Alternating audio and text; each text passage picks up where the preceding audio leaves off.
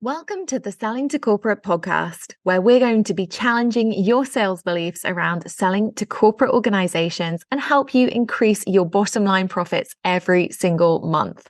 I am Jessica Lorimer, your sales expert and guide in this world of selling to corporate companies, skyrocketing your company sales and making the impact that you really want in the world. Now, don't forget, if you do enjoy the show today, please do head over to iTunes and leave us a review. But enjoy this episode, and I am really looking forward to sharing some epic sales wisdom with you.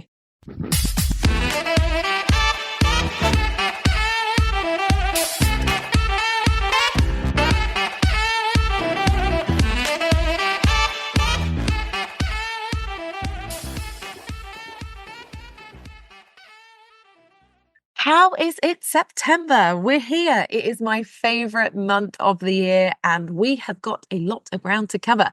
So for those of you who joined the C-suite over the summer, welcome, welcome, welcome. I am super excited to get you started inside the sales program that has helped hundreds and hundreds of entrepreneurs sell successfully to corporate organizations. And if you didn't jump into the C-suite, then don't worry. We have the C-suite sprint starting on Monday for all of our participants. And if you're a bit nosy like me, I am sure that I'll be doing a wrap-up episode of the results, just like I did for our April sprint, and how our participants get on, probably in late October, early November time. So you can listen out for that, or go ahead, take a listen to the April sprint results, and you can see how they got along. Now, for those of you who don't know, maybe you're new to the podcast, maybe you're new to me, September is one of my favorite times of the year. And there are a few reasons for that, but one of them is that it is my birthday. So it's my birthday month. I get very excited about that. This year I am 35. Whoop. Shout out to anybody who's ever been 35, is 35, or celebrated their 35th birthday in a particularly special and unusual way. I am at this point in time, because obviously I batch record these episodes. So at this point in time, I am planning on spending my 35th birthday at home because we have just moved up to North Yorkshire, which is a pretty cool place to be. So at this moment in time, I'm expecting to spend my birthday at home relaxing. But I am also going to a retreat the week after. So I'm expecting to have lots of cake, lots of excitement, lots of sand, and a very, very busy work September, which is always awesome. So at the time I'm recording this episode, which is early summer 2024, my September is looking pretty stacked. We've got the epic C-suite September sprint starting, which is going to be awesome. And that's going to involve me being pretty closely involved with all of those brand new C-suiters that we've just welcomed. So if that is you, you're gearing up for Monday. Congratulations. It's going to be fabulous. You're going to love it. I'm also running a fabulous C-suite VIP experience on Monday and Tuesday in central London, where I'm going to be helping participants in a super small group to actually build out all of their messaging, lead generation, offers, pricing for corporate clients.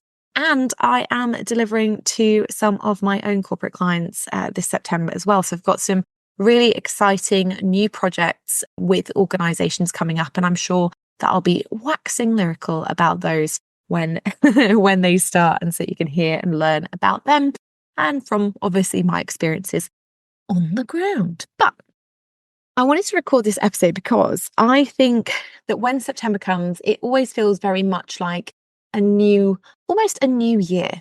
You know, everybody's returning back from summer holidays. We're all feeling pretty relaxed. Everybody is getting excited and motivated for the final quarter of the calendar year. And for some of you, this will be your final financial quarter as well of the year, which is even more exciting, but can also feel a little bit pressured, right? Because you've got to outperform last year and and do all of the things that you really want to achieve. So it's a really exciting time. And if you are implementing a best practice B2B sales process at this time, it gives you a really good opportunity to successfully sell more to corporate organizations.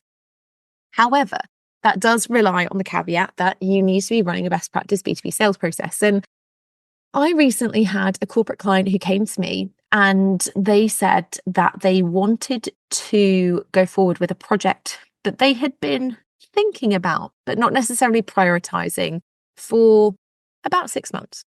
And I asked them why they were finally ready to hit the button. And this is what they said. We are looking to significantly expand our existing sales team. Our current people have been here for a really long time and they're really good. We've got really good relationships with them.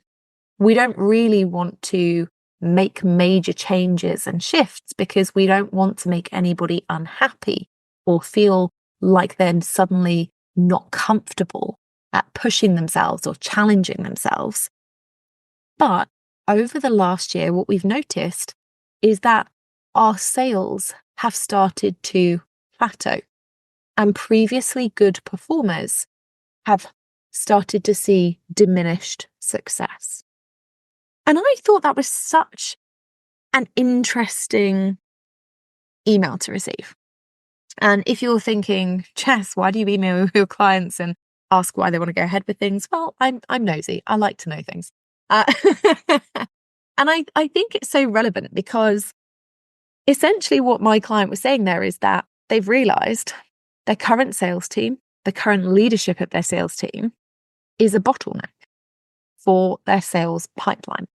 And I think that that is super relevant to the entrepreneurs that I see every single day on the internet.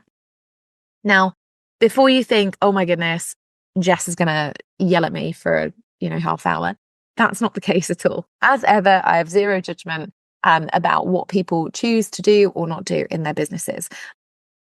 But I'm always conscious that you guys are an intelligent bunch. I'm very fortunate that the people I seem to connect with on the internet are the people who have good critical thinking skills.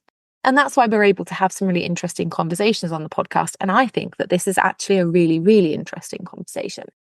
Because what happens to a lot of us is that we get caught up in this idea that we should always be doing something new to make our business better. We should always be looking to increase our skills. And I completely agree with that. However, I also see a lot of coaches, consultants, speakers, trainers, and done-for-you service providers who have not come from a sales background. So when they started their business from a place of passion, of wanting to do really well, wanting to serve their clients really well, but with no foundational understanding of what it actually takes to create a new business development strategy. And why would you? If you weren't a salesperson to start with, and even most of the salespeople I know and train, they have no idea why certain processes work and why they don't. But most people just don't have that foundational understanding of what a B2B sales process looks like, or even a sales process.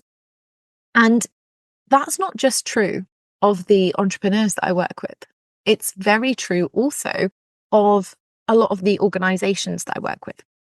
Because quite often, organizations, particularly ones that are sub 100 employees, for example, they'll have people who are really great at building relationships. They'll have people who perhaps are more natural in terms of their sales skills. In other words, they're not afraid of things like following up. They're not overthinkers around their sales process. They just throw as much mud on a wall and see what will stick, and then they just repeat. But I also see a lot of organizations who come to me with sub 100 employees, and they say it's difficult because we've got to this point where our sales were doing really well, but now they're not, and we don't know why. And there are lots and lots of reasons for that. And that's really what I want to talk about today, is understanding how to identify if we are the bottleneck for our own sales pipeline, and giving you some clear symptoms that you can use to understand, okay, am I bottlenecking it for a particular reason? Am I even the bottleneck at all? And B, to look at how we can start to change that.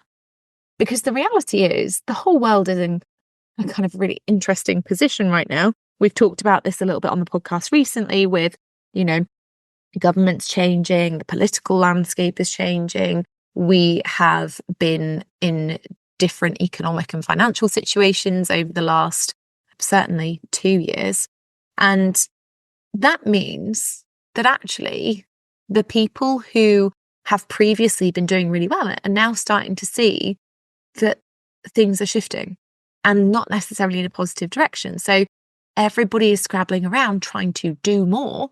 And what I mean by do more is create more content, show up more on social media, comment on more posts, join more godforsaken LinkedIn posts, pod things, whatever they're called, right? Everyone's focused on that instead of looking at their foundational skills and saying, okay, cool, what do I need to improve here?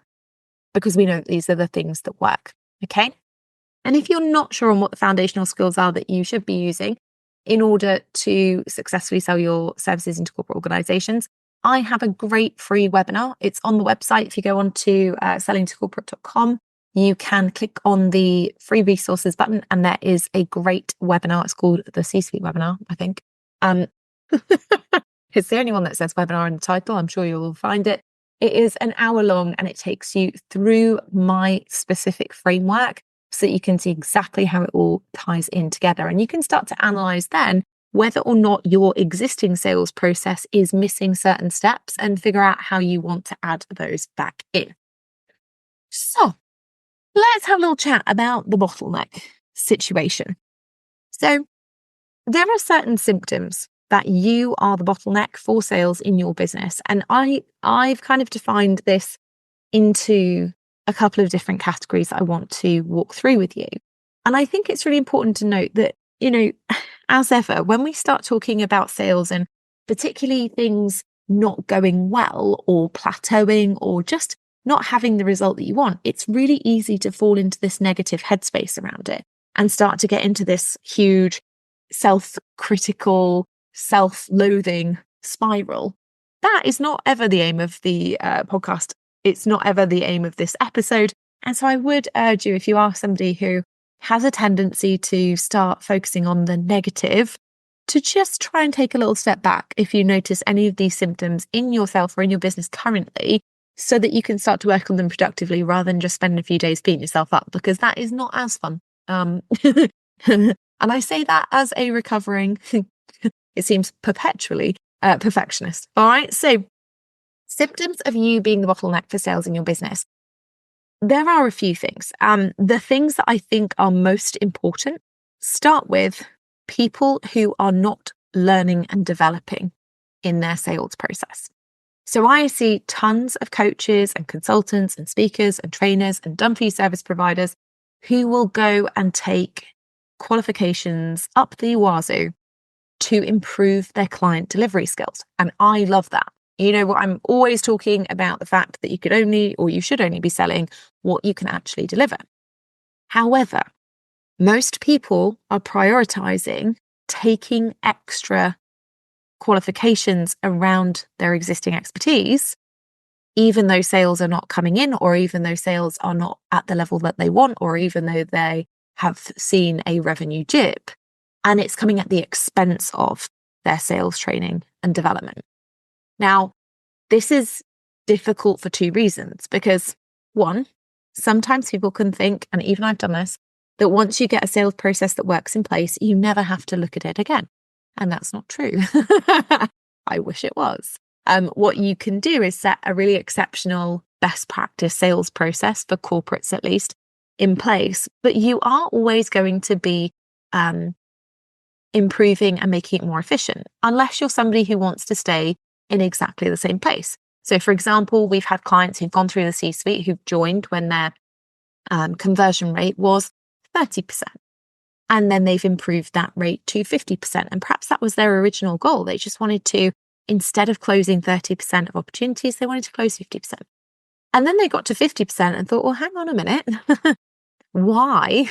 Why spend loads of time getting all of these opportunities if I'm only going to close 50%? Now I want to close 75%.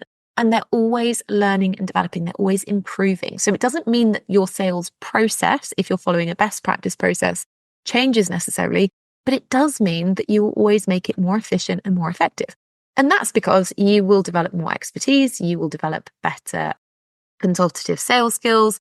You will also reap the benefits of putting in the sales work. So, once you start delivering consistently for corporate clients, you'll find that you get a lot more referrals. You'll find that you get a lot more recommendations. You'll find that your clients move to other organizations and you suddenly get work there. And so essentially, when we look at a best practice B2B sales process, yes, you will always be making refinements. You will always be making efficiencies, but it also gets a hell of a lot easier when you are past a certain point, when you have, put that initial structure in place and you've decided to create those best practice activities. What we do see there is that some people will put in place a sales process and they will see some success with it.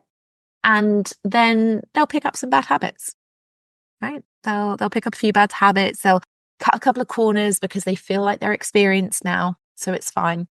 And they'll start losing opportunities. And when you start picking up those bad habits and losing those opportunities, what tends to happen is your motivation goes down. So then we see people they've got like the trifecta of difficulties, because at that point, they are starting to spiral into a headspace of, well, what's the point? Because it doesn't work anyway.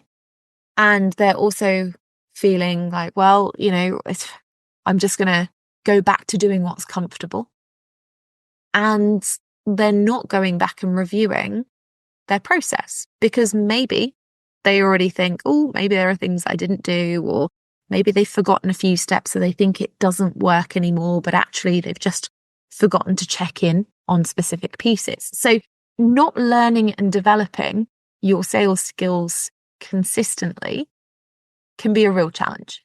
And it can be a real challenge in the form of picking up bad habits. It can be a real challenge in the form of, expanding and starting to scale your business, because obviously the more you sell, the more that you deliver if you're a solopreneur.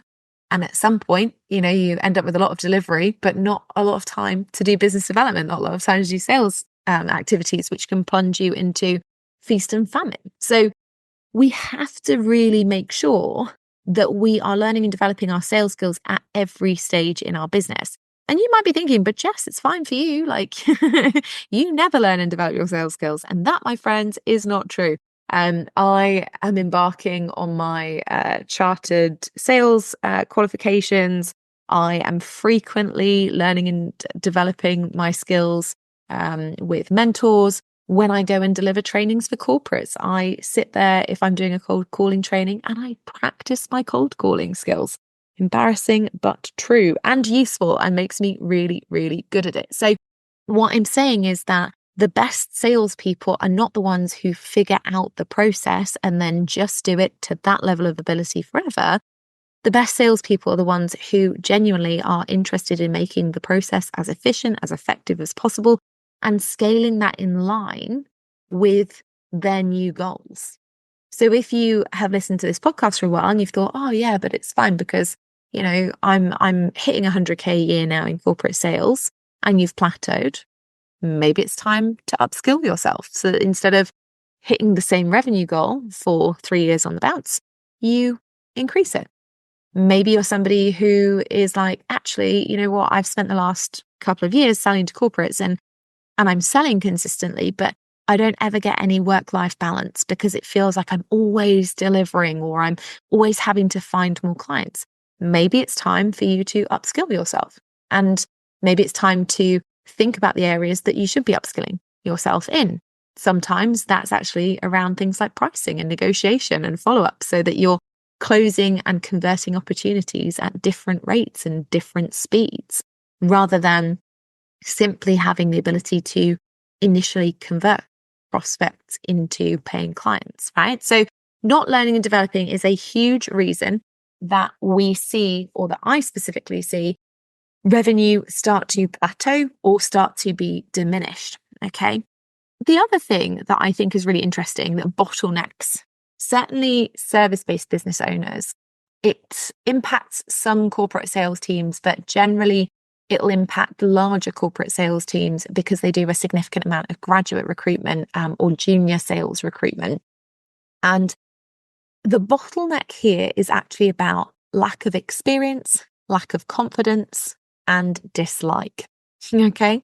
So I always tell this story. I say that there was a company I worked for who had a fabulous, actually, a really, really good sales team. And their sales team were huge, into the thousands, operating across multiple countries. And they had a graduate recruitment scheme.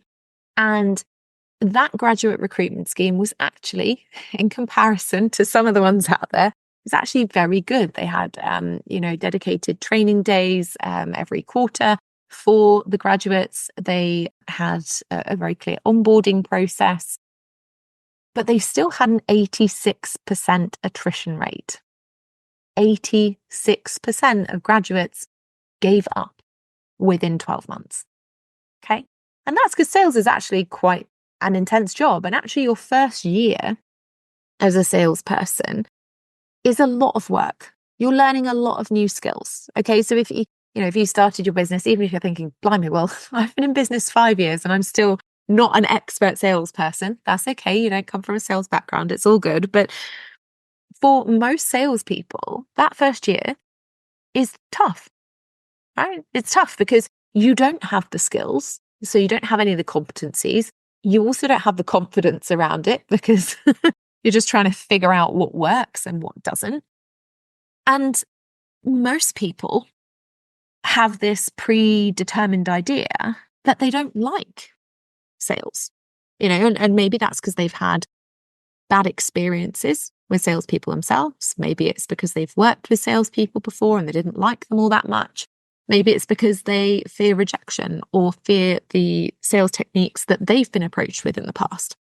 It doesn't really matter, but most people who are inexperienced sellers also are fearful around sales and also would describe themselves as disliking it.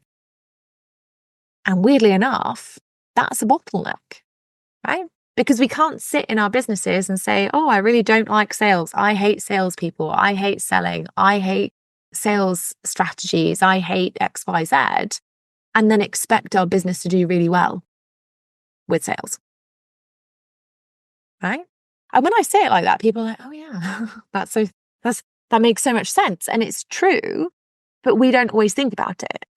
The thing with sales, and I say to everybody, I'm not the most woo person on the block, but we get out what we put in. So if your feeling around sales is always, I hate it, I'm scared of it, I don't like it, I'm not a natural salesperson, I wouldn't describe myself as somebody who's ever wanted to be a salesperson, I don't like selling, I don't like it when people approach me, I hate cold emails, all of those kinds of things, guess what you're going to get out of it? Not a lot. Because that inadvertently is what you're sending out to everybody else.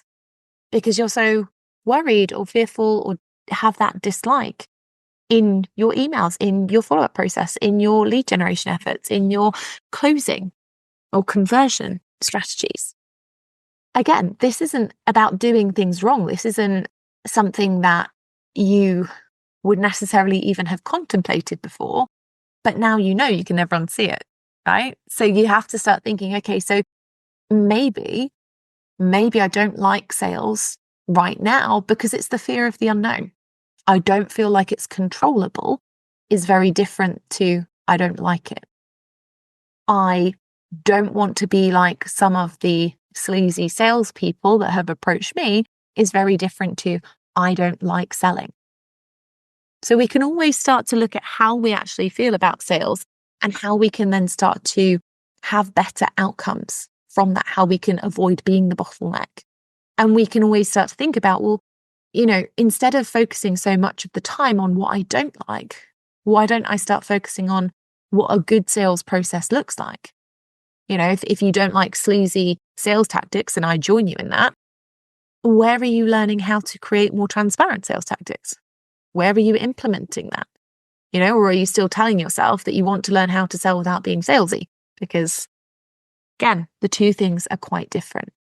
All right. So we have to think about ourselves as a bottleneck in terms of the mindset, that we apply to our own sales process and the way that we feel about it. The next thing that we see slight issues with is the fact that we have people who really, really want to increase revenue, And this tends to be people who are in that chicken and egg, or they feel like they're in a chicken and egg situation of, I want to increase my revenue, but I don't want to invest in any learning development around sales yet because I want to invest once I've started making sales. Again, zero judgment. You've got to do what's best for you, for your cash flow, for your business, for your family, all of that good stuff. However, the biggest difficulty that most entrepreneurs see is that they don't know what they're doing right, but they don't know what they're doing wrong. And they're also not measuring. So if we take it back to that first point around the learning and development piece, some entrepreneurs, they start out and they do things right. So they're making sales. They're just not making enough of them, or they're not making them at the price point that they want to make. And they can't figure out how to change it. And because they don't have a best practice sales process in place, and they don't know what the metrics should be or what their metrics are, they can't ever really make good decisions about what to change. So what typically happens, and the symptom of this that I see most often, is that people bounce around from course to course to try and learn a little bit more. So they'll, they might buy a one-off session from somebody and ask lots of questions about the existing problems they have with existing processes in their sales pipeline. And that alleviates the pain temporarily. It might alleviate some of the things that or those particular processes are involving. But it doesn't create a long-term plan. So then 3 months later, they feel stuck. Or they buy multiple courses and they take bits from each course and say, I'm going to do a little bit of this and a little bit of that. And maybe those things aren't designed to work with each other. So, that becomes frustrating because it doesn't always get the result it wants. I say to lots of people, I didn't design the C-suite, for example, with other service providers in mind. So, if you implement half a strategy from the C-suite with half a strategy from somebody else's, course on website design, I don't know what the result's going to be. I don't know whether they'll be as good as if you haven't done that, right? So we have to always think about our metrics not as being this stick to beat ourselves with, but actually as this indicator of what we don't need to change in our businesses and what we do. And for so many people, the only metric that is tracked is revenue or lack of revenue or plateauing revenue or diminishing revenue. And that causes a real problem because there are so many things that can go into revenue being diminished, not least sales activities, but also things like seasonality. We've just had the August period. Typically, lots of decision makers in the UK take time off in August. So some service providers see August as being a lower sales month with corporates, or certainly a lower invoiced month with corporates, because actually their decision makers are just out of the office. But unless they go back and track that and actually see their activity, they don't know. And for most of my clients, they have huge July numbers and huge September numbers that mean that they don't worry about August because they know that it's coming in, or they know that it already has come in, because they have the metrics there, they have the activities there that they're doing or that they've done to feel in control of those results. All right. So if you're bottlenecking your business and your sales pipeline, you might find that that's down to a lack of understanding around metrics or a lack of measurement around metrics. So that actually when you're thinking about making any time, energy, or financial investment into your sales pipeline and your development around sales, you're buying similar things rather than buying things that actually fix the problem. And again, not the fault of the courses that you might buy, not the fault of the providers that you might actually hire or anything like that. Not even your fault because you don't know. Yeah. So metrics are a huge piece that can establish whether or not somebody is the bottleneck for their sales process. And alongside metrics, we have activity levels. People will often, I think the phrase that people use now is they'll often compare their journey to the 10-year point of somebody else's. And there is nowhere as frequent as this in the online space. I see lots of people who tell me, but Jess, I only want to work 5 hours a week. And I understand that. In an ideal world, in my first year in business, I'd have loved to only work 5 hours a week. Even now, I'd love sometimes to only work 5 hours a week. And I wouldn't ever pretend that I did that. But people don't always do the foundational activity and set themselves up to ever be able to work lower amounts of hours because of all of the things that we've already mentioned today around not having a best practice sales process, not measuring their metrics, so not understanding or knowing what works and keeping what works and getting rid of what doesn't or improving what doesn't. And the activity that we do is really important. Just like we discussed earlier, the activity that you do, certainly in your first year, defines how you perform in your second year, your third year, and so on. And it does get a lot easier once you've implemented a best practice sales process. It gets a lot easier over time because you benefit from doing that. You don't have to generate as many leads. You don't have to have as many conversations. Your sales cycle decreases so that sales come through quicker and it's easier and you get more referrals and recommendations and all of that good stuff. But that doesn't happen at the beginning. And it certainly doesn't happen if you ad hoc jump from thing to thing. And if you don't measure your activities and if you don't do activities consistently. Motivation plays a huge part here. And I think I wrote an email about it recently about the reason that I don't believe people should be building a business or a sales process off of motivation. There are lots of times I'm not that motivated. It might surprise you to learn, but I don't wake up at 8 a.m. every day and think, oh my goodness, I can't wait to get to my laptop and do some sales stuff. Some days I'm just like, quite fancy just sitting in front of the TV and having a few cups of tea and relaxing. And, and that is what everybody is like. You might not have the dream to sit in front of your television all day. Maybe it's going to the beach and surfing or, whatever it is that you prioritize. But unfortunately, unless your business is underpinned by a foundational process that works, it's going to be very, very difficult to do the activities that will ever get you to that point where you are working 15, 20 hours a week and happy with your income and happy with your work-life balance. But in order to achieve it, you have to do it. Yeah, it's putting in the reps. And then finally, there are some people who will bottleneck their business because they feel secure in where they are. And what I mean by that is some people feel like they currently have an awful lot of market share. So, they don't feel like they need to do anything differently. Some people will get a lot of inbound leads. Maybe they work in quite a specialist area. So they see a lot of inbound inquiries and they get a lot of organizations coming to them. The trouble is, when you have a lot of market share, it's actually very difficult to retain because having a lot of market share means you have to consistently provide great customer experiences, which takes time and energy. And especially if you're looking at expanding into having associates, coaches, consultants, etc., takes management.